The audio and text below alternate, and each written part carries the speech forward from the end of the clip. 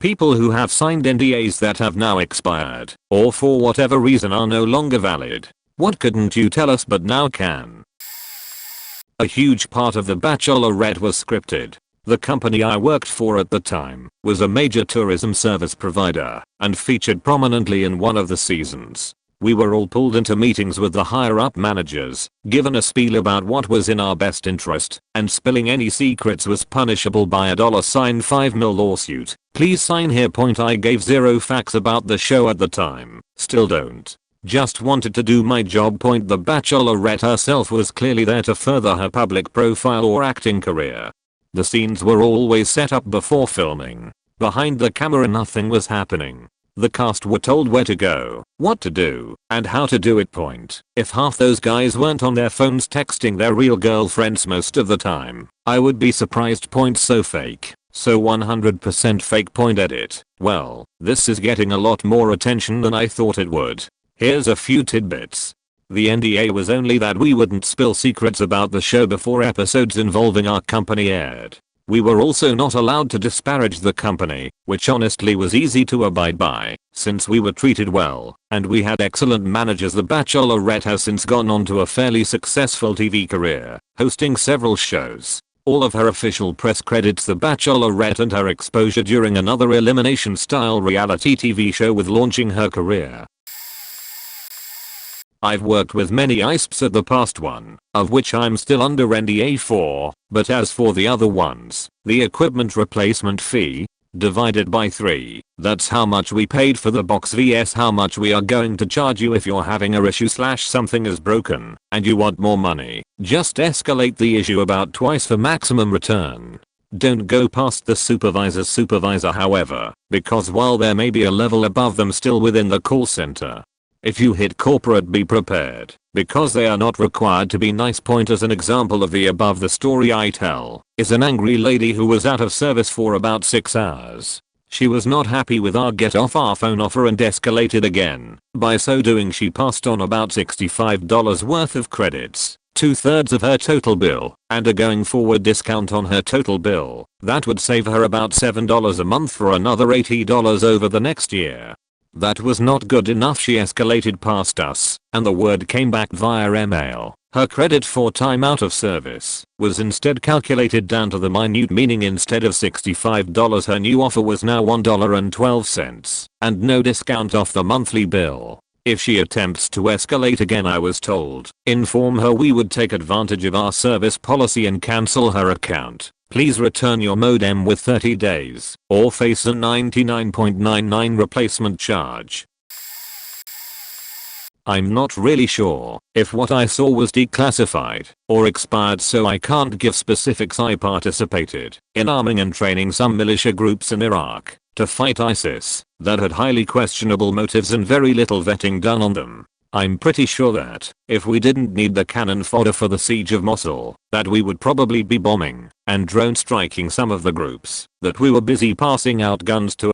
Also, I once had an IED dog alert on a truck that had a highly concerning amount of brain matter in / on it. I mean, yeah, any amount would be suspect, but there was like 5 or 6 people's worth of brains there. I've seen head pops and know how much brains get around, and there was a lot more than that present.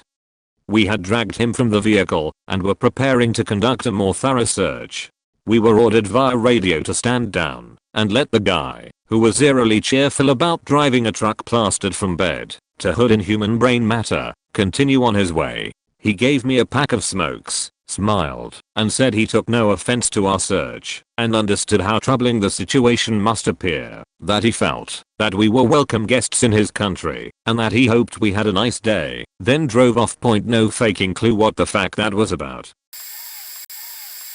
A certain global conferencing company still saves passwords for their web products in plain text. Any, and I mean any, employee that works there can see the password. My password there was not my pass, you idiot, because I know other people would see it eventually, and they'd even comment / laugh about it. Also, we once discovered that our main conferencing software was letting you sign in regardless of the password you entered, meaning you could sign in with any email address. Once we brought it up, we first were immediately stonewalled and told not to say anything about it in written format. TLDR, they had the dev team and legal on a conference call, and they decided it was best to just keep it quiet until they fixed it later that day. No client was to be notified of the issue. And the ones that knew of it were basically given a runaround until they gave up. They also added call spoofing to the software. They called it something fancier, but it was call spoofing. You could make a call and make it appear from any number you wanted. My team raised this concern many times, but were countered with no one will actually use it for that. That place was a gold mine of security risks. When I was a kid, I visited the dentist for a cavity. While there, the dentist slipped while drilling my tooth and drilled a hole under my tongue. My mom saw me tense up, and my dentist said, "Oh, nicked her there a bit, so you might see a little blood." I got home, and after an hour, my entire neck was swollen up like a frog and my voice was squeaky because of the air pressure. A pocket of air was pressing against my heart, dirty air, at that, because of the bacteria in my mouth. I was admitted to the hospital as a code 4, with a code 5 being dead. When my mom tried to sue the dentist for damages, he claimed I was kicking and screaming and out of control during the act, even getting his secretary to vouch for him and testify. Total BS. I liked the dentist, and I was a people pleaser. Also, laughing gas. My mom's lawyer was super pessimistic and told her just to settle and sign an NDA because she had a small chance of winning. So my mom settled, being naive and scared to take on an office full of liars. She could never disclose who the dentist was, and we've heard other horror stories throughout the years about this dentist effing up other people's apostrophe mouths. It sucks because every lawyer we've talked to after the fact says we had a very strong case and it's likely we would have won. Like really won. On the TV show House Hunters, where they are presented with 3 properties and must choose one, they've already chosen. In order to be selected to be on the show you must already have an offer in and accepted on a property, and being closing. It's a foregone conclusion which one of the 3 properties they are going to be moving into. If you watch the show carefully for clues you can start to figure out which one. Although they continue to fool me from time to time. Hint, boxes are a clue. If they are viewing a house that's full of moving boxes, where people are clearly packing, that's the house they've already bought. The other 2 properties may or may not have even been properties they considered during their search. They can simply be comps now on the market, or properties chosen for some kind of contrasting appeal. The debates on the show are manufactured as well. That's probably less surprising. He wife that wants a yard for the kids and the husband that wants a short commute aren't actually as invested in their opposing viewpoints as they pretend to be. Not that these issues don't matter to the home buyers at all, but the producers take some pre-existing issues and ask the home buyers to play them up as if they are more crucial or debatable than they really are. That's why you often see one of the buyers suddenly give in for no apparent reason on something they had been fighting for until the last minute. In addition to the fact that one of the properties is already a foregone conclusion, so there's really no meat to the discussion anyway. I know all of this, and I shamelessly watch House Hunters anyway, not under an NDA, just such a fan of the show that I troll message boards about it and found a discussion by a family who had been on the show. That family had been under an NDA and revealed all of this. I was in the Super Bowl halftime show as one of the extras when it came to my state. Let me just say that the 2 weeks prior to the week in the stadium were fine. They just tried to teach a bunch of marching band kids how to take even steps for 2 weeks. The week of rehearsals in the stadium was hell. They promised to feed us, but had nothing for people with allergies, me, or diseases like celiac, my friend, or other dietary restrictions. They gave us these hand-held radios so we could listen to instructions, but it ended up being 600 high school students sitting in the stands listening to the music while they talked with the star and guests. They constantly changed what jobs we had and no one knew what was going on. The part 1 was in required us to run off the stage, out underneath the stadium, all the way to the back gates, and to the outside. This run was about a half a mile and we practiced it 15 times a day, minimum, for the entire week up until the game. Oh, and the shark, yes the one from the meme, was only there for the actual performance. The person in the suit missed all the practices, and I felt bad for them when it became a meme.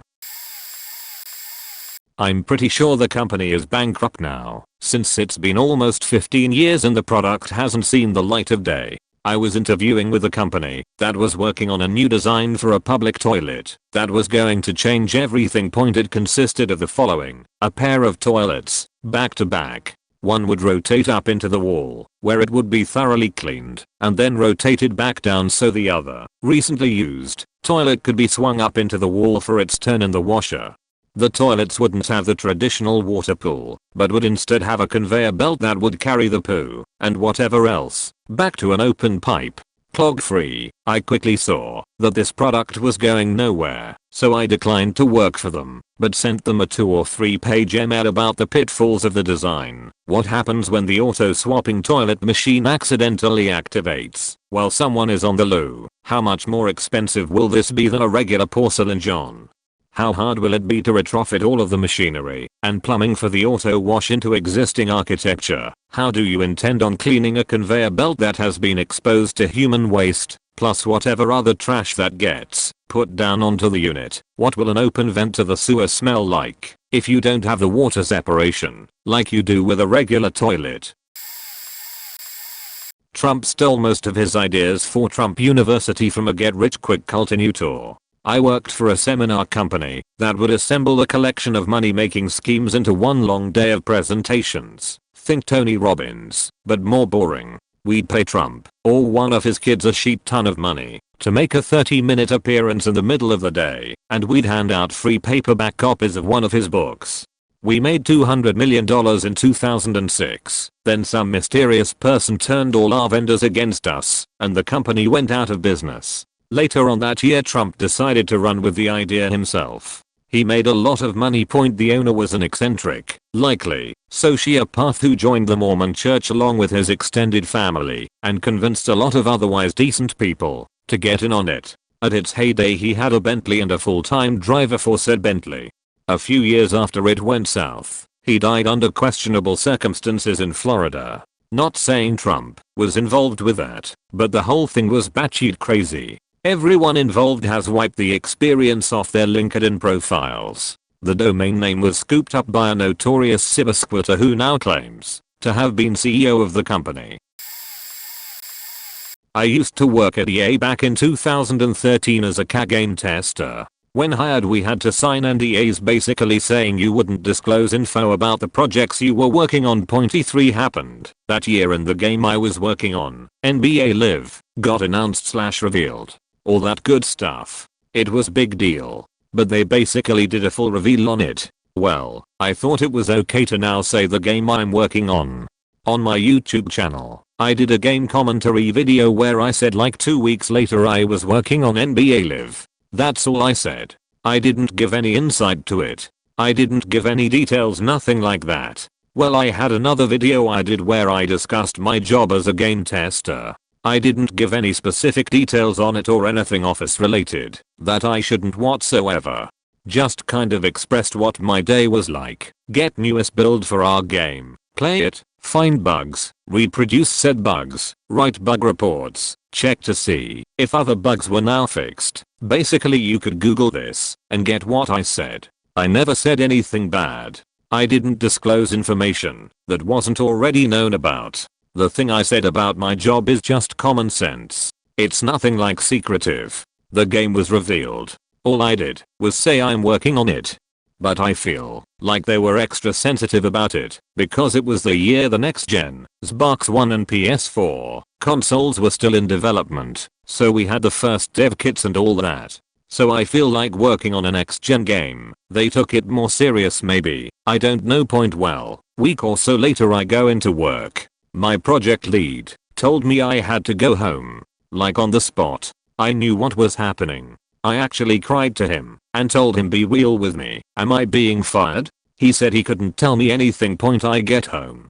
Hours calls me about an hour later telling me I broke my NDA and disclosed company secrets and information. I was faking baffled. I said, say what? How? I never disclosed anything that wasn't 1. Already known about, or 2. Simple duties of my job that's like in the job description of a game tester. Well, we argued back and forth. They told me to take the video down as a sign of good faith.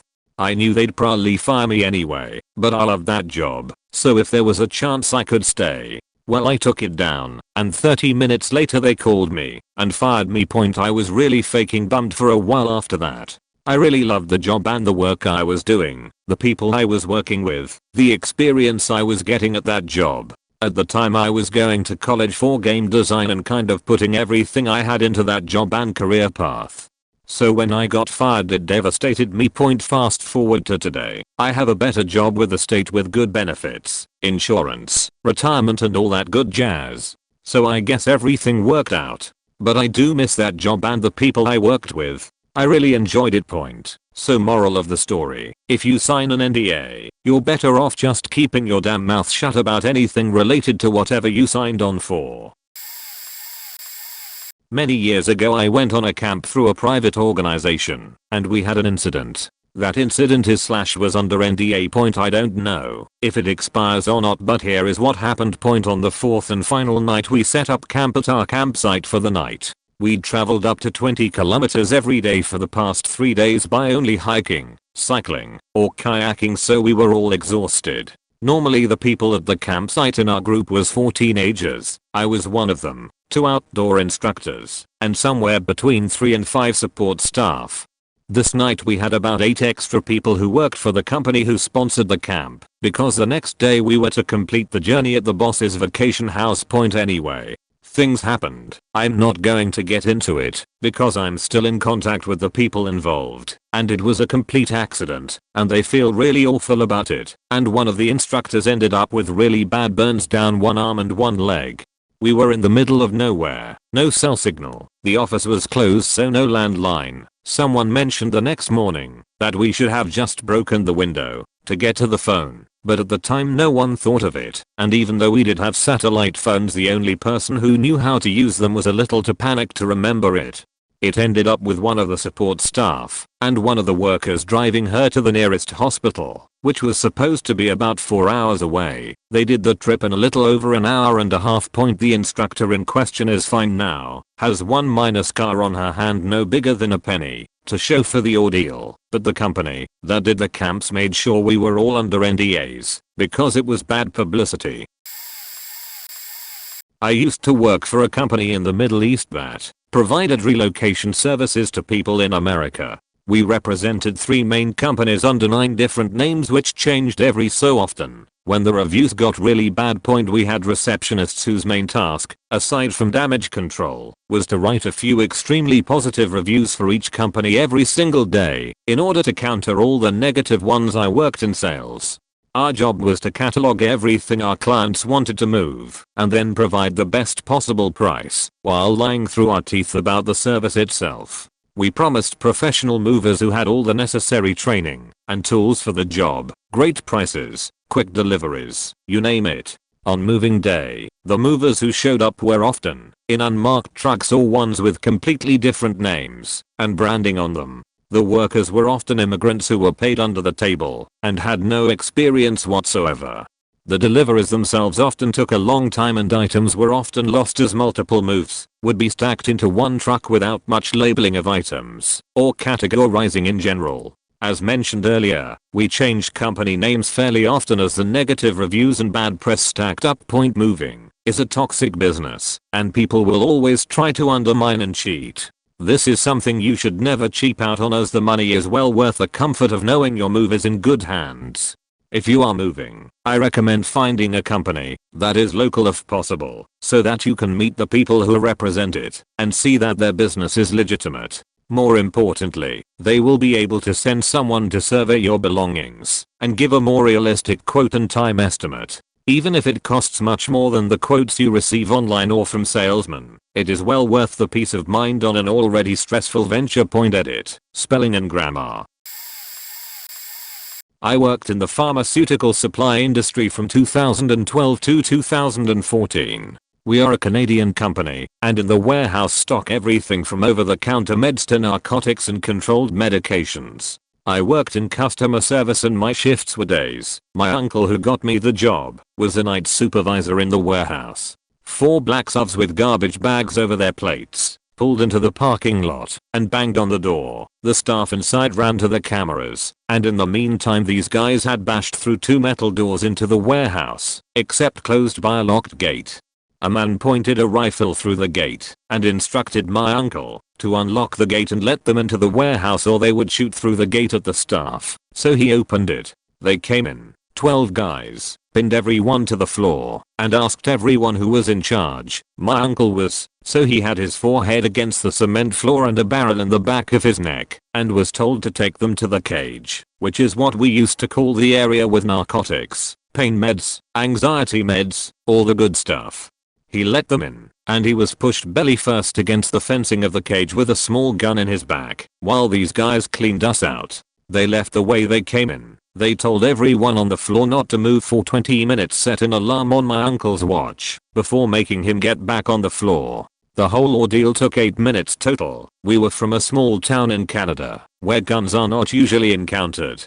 The 12 men gave 0 sheets about cameras, and seemed to know exactly where they were going, and what they were grabbing, and they spoke French with a Quebecois accent when everyone from around that town predominantly spoke English. I had to retrieve and file all of our inventory information before the robbery, so the police could figure out exactly what was taken, mostly medicated transdermal patches, and saw the CCTV footage from the warehouse. The conclusion was they were from Montreal, Quebec, and police believed it to be an inside job of sorts. Someone gave them information, a layout, a list of supplies needed, bolt cutters, and what to take, or they had done this before as a pharmaceutical warehouse in New Brunswick was attacked in almost the exact same manner a year before. The company was conveniently sold to a larger Canadian pharmaceutical company 4 months after the event, and both my uncle and I moved on to other occupations.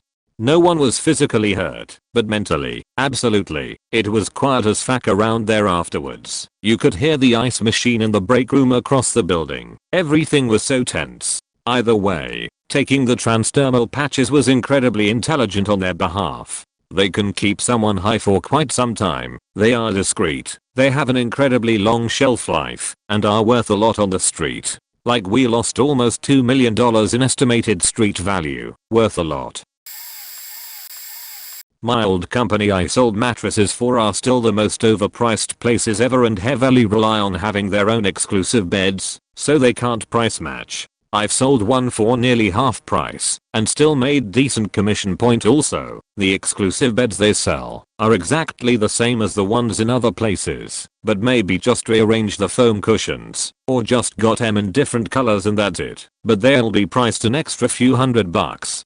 We were told that Tempur-Pedic messed up and that's why they dropped them as a vendor, when in all reality, the company made demands and Tempur silly refused to screw over their other customers and dropped the contract. Point we sold clearance beds. We had to say they were overstocks, floor models that never made it to the floors, rejected deliveries, etc. Truth is, sure, a handful were floor models, but 95% of them were returns that people slept on for a minimum of 30 days. And no, they were never cleaned. Just sprayed with what's essentially an industrial version of a knockoff Lysol with reduced scent. So it's not obvious. I don't know how they haven't gotten caught by the health department yet. And finally, if you go to a mattress place for a new bed, don't go for anything priced less than $1K. Their sheet. Instead, find a $1,200 one and haggle them down to about $7-800. You're welcome.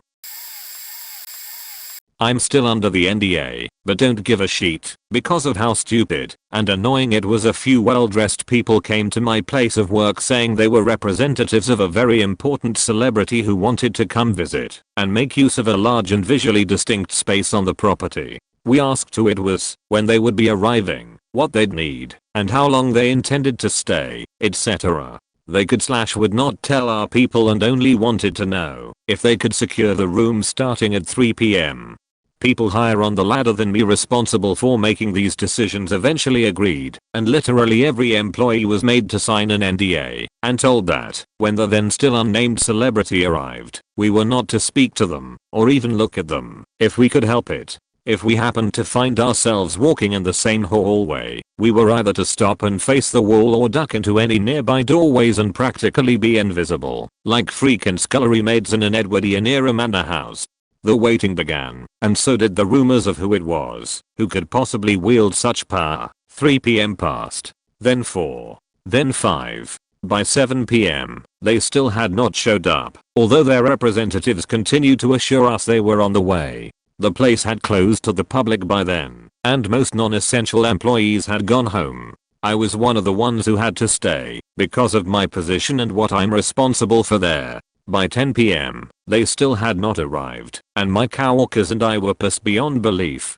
Our respective department heads told us, if anyone wanted to leave, they could. I did. Turns out, the big important celebrity did finally arrive around 11:30 at night. Drumroll please. It was Beyonce's sister. She evidently came, took a few photographs, and contact information was exchanged between her people and ours about the possibility of her coming back to shoot a music video there. That did eventually happen, I believe, although our building was only visible in 1 or 2 scenes. I was a moderator for Jair Online. This is a ban 3.4 spam, low-level trolling, low-level flaming, and other light offenses optional informal warning, a warning with a 3-day ban, a warning with a 14-day ban, and a warning with a permanent ban. These steps can be modified by the moderator on a case-by-case basis. Typically mods go with kindness, and it is entirely possible to never progress to the first 3-day ban. Your record is held against you for 6 months, but that doesn't mean it's deleted from your history. It is logged forever, and even after 6 months it can still be used against you if the pattern is noticed. The more you do the same thing, the less kindness you will get. You can also find yourself going up the tree faster if you are found to be misbehaving on a mule too. They will know. You can't hide. For sexually inappropriate and general inappropriate content, you can have 2 things happen to you. A very strong warning or a very strong warning with a 14-day ban. Either or, the next step is a permanent ban. 2 exceptions are sexually explicit avatars and names. Unless you've got a history, you'll get your avatar and name reset. You'll often just get a telling off after sexually explicit and explicit content is a straight permanent ban. All future accounts will be scrutinized, and even mild offenses will progress up the tree fast. You lose kindness when you do that kind of shit. It is possible to be forgiven and forgotten if you show you are contributing. This takes 6 months to a year. Special mention: animal abuse and child abuse makes you persona non grata. You are not welcome back, period. All future accounts will be terminated on the spot. You may also find yourself reported to the authorities. A tree can be modified by the mods on the fly. It's encouraged to go light on people, especially to new users, who can rack up some impressive records before the gloves get taken off. Now, to address rumors and misconceptions, site mods cannot ban, only global and up can. Site mods have a say though. They request your ban, and can even recommend lengths. Bans are not done by one mod. Bans are by committee. The site mod makes their request, pleads their case, and suggests the length. The banning mods then discuss this request. Then a judgment is made. Finally, one of the mods carries out the task. The requesting mod is notified of the results. Often the request is granted as requested, sometimes it's denied, and others are modified to make them kinder or harsher. Usually kinder. By default, most site mods already request the ban be kinder, unless the person has exhausted kindness. It's entirely possible to never go past 3 days for the same offense. Bans that don't require committee are for sexually explicit and explicit content. There are other offenses I didn't list off, but they are things you all should know. Will just result in a ban outright. An informal warning is still a warning. It's just one given when the mod doesn't want to get you kicked out of things like heaven or applying to be a mod. It will still factor into your punishment. Always assume the talking to you get from a mod is logged and will come up again. That said, sometimes a mod will just message you to cut your sheet and won't log it. They will often tell you this. It'll be between you two, and they will not tell anyone else. Mods get items, often the MC and a little bit of gold or whatever. Frankly, it was not worth sheet. I'd often just not collect. Nothing is deleted at all. Posts merely get hidden, and threads are moved to a forum called Trash Bin. Trying to find it with the forum ID redirect trick will result in it declaring it a 404. It's there though, hiding under the misc section. Guild posts are hidden, but threads are moved into a private guild. Oddly enough, this one is said outright in the guild RG. It even says the guild name. The process of requesting an omni look into a user for things like trade abuse was called Soylent Green.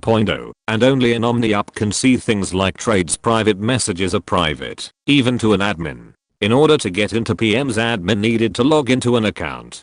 This is logged for even site mods to see. I've seen it used once, and even with my NDA expired I don't dare risk saying why. I've used a few NPCs for events. Mods were often given leeway in deciding an NPC's personality. For example, the rules for the principal NPC everyone loved were created on the spot by 2 mods who were using it to vent at users. NPCs didn't have special items made. They had one item, their avatar. Their avatar is just one item, and if you brute force you can find them on the marketplace.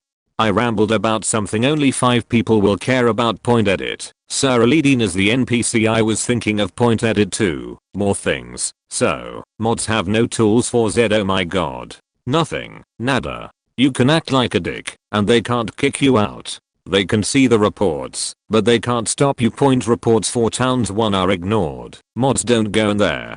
Reports are easy to fuck within Towns 1 and can't be trusted. The mods do have a tool to wipe names out, but it may be broken. There is a tool to monitor posts in real time, but no one really used it. The friends chat areas aren't private. Mods get a list of them, and they can enter them at will. They are invisible by default. They can bypass the password for the room. They can kick you and delete the room. No refunds on gold used. These actions are logged. In Towns 2 mods can teleport to locations, go invisible, boot you with lightning. It also files a report with a chat log and send you to hell, which is a detention area you can't leave. Even if you log out. This applies to all games made with the Towns 2 engine. There are tools for the other flash areas, but they rarely worked. Guilds are a pain in the ass and rarely do mods go in there and handle reports. A guild is expected to do its own work moderating. The cinema, or whatever where you could watch YouTube videos with friends, had my favorite tool. It showed you every room. So many pirated streams. We didn't really act on those, unless we were given a copyright notice. So I'd use the tool to find one with a movie or show. Just chill in there and goof off. The event where mods were overpowered sub bosses was boring to some of us. Being able to wipe you with one go got old fast. Site mods and up can see IPs. They can also see every account ever that used that IP. Mods couldn't see guild posts for each user until around 2012 or so. Javier sent us gifts every year for Christmas. My favorite was a personalized gift card and old school Javier swag. One time an update to the shop's scripts broke profile tools. The fix was simply to change the style sheet so the one element wasn't set to hidden. It took them a month to do it. For a long time mods relied on a user script created by another mod named Leo. This let them do things like go to the next page in the reports among other things. Modding was just broken. One dev gave his password to a fake admin account. We had a mod get banned because her husband was soliciting minors. She later got into a car accident, unrelated, but mentioning it because still with her husband. A trainee mod once pretended to be dead. Fun saga to read. We used to do weekly or monthly calls to HQ, a team get together. That is until some kid broke into the calls and ruined it for us. This thread is the instructions on how to file a Soylent Green. It's written by Fish. https://www.gayaonline.com/ The title and location were to make sure people read it. Mods have a thread making fun of users who piss them off. It's obviously called the vent thread. There is also a thread for sharing bizarre reports and PMs. Mods have their own site feedback. There is a hidden icon Javier. Mods can see where you are on the site in real time and go right to it. Forums, guilds, flash areas. It doesn't matter. Oddly, I don't think a lot of them know they have this tool. Mods cannot post in announcements. I tried. I could move threads to it, which is how they actually work. The admin make the post in an admin only forum, bump it when ready, and move it into the announcement forum. PMS have a hidden list of contacts that only mods and up can use. Our mods, @ADMIN, and so on. Admin have @USER. This lets you mass PM people in these groups. Some site mods have Omni tools. That is because mods actually work the help desk, and they need those tools. They can't use them outside that job, though point devs cannot do mod work, they need mod training to do it. Very few do. Point Uncle Kenny was a badass. I hated his wife. Point a mod account doesn't need to be someone's main account. You could also be a FAR at the same time as being a mod. My main was a mod and my mule FAR. Point FAR are basically a mod's pet. Point there is no secret gold general. As mentioned above, you got very little reward. It was based on how much you worked in the economy. It was called Payday, the tool that paid you, and it only gave you sheet once a week. It was never worth it. I was poor the entire time. 99% of what a mod deals with is just edu teenage BS. The rest is born and gore. It is not glamorous. There exists a karma system. Every user gets a weighted score. If you have a good track record, it means you have a better score. This score goes down when you're given anything above an informal warning. This score determines how often you see captchas, the rate at which you're allowed to post and PM, the amount and frequency of gold granted to you, and how much weight your report has, and so on. You see, your reports can actually delete posts and threads. The more weight you have, the more trust is given in your reporting. The thread deletion is hard to get, but post deletion is common. Mods still need to review the reports and the deletion can be overridden.